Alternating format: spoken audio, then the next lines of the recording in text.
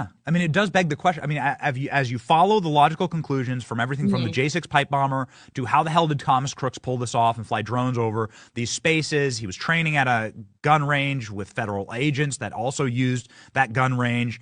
The Homeland Security investigation teams that were on staff that day, the counter sniper teams. The encrypted communications platforms, which no one's talking about, the gaming app that he was using. Why haven't those been subpoenaed if they are conducting a federal investigation? The fact is that he was obviously communicating. I think he had a handler. I think that someone was walking him through how to do this, whether that was someone with known terrorist ties or whether that is a part of his very progressive left-leaning ideologies. And really, I think a fault of the media saying that if you are conservative or if you are Republican, you are a threat to democracy. When you make those statements, it really does tend to radicalize and I think cause people that might not necessarily be mentally sound to do some really bad things like what he did. Yeah. Wow.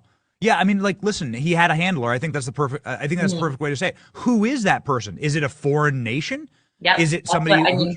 Those are the questions that working with a nation state. Is it? I think, Benny, they were also too anticipating that the news cycle would kind of just go away with this. Obviously, we're into an election cycle. We see that Kamala Harris was really kind of dubbed the Democrat nominee, even though Democrats didn't even support her. I think she got like less than 10% of her party support when she ran for president the first time. So really, they're trying to weaponize this. This is like Hillary Clinton 2016 all over again. And so the best thing that we can do right now, especially, is if you want to stop a lot of the corruption you're seeing out of Washington, and I see it every single day, you have to get involved. You can't just like complain about it and then not have skin in the game. You need to get involved in your local elections. You need to work with your members of Congress. You need to work with your senators. And you can, as an individual, people are like, how do I do that? Get involved with your local GOP. You can go to protectthevote.org. You can register and volunteer also nationally to help out with the presidential for President Trump.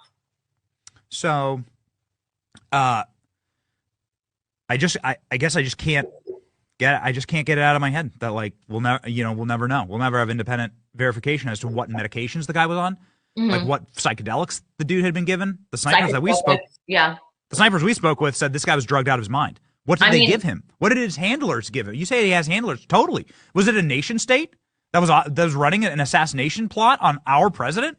Shouldn't we know these things? We should. And that's why I think, I'm hopeful, though. I do think that President Trump obviously wants to get down to the bottom of this. So maybe the next director of the FBI, who is a friendly ally, will actually conduct a good investigation and release those facts to the American people. Yeah. But it would have to be, I assume they're going to try to classify this.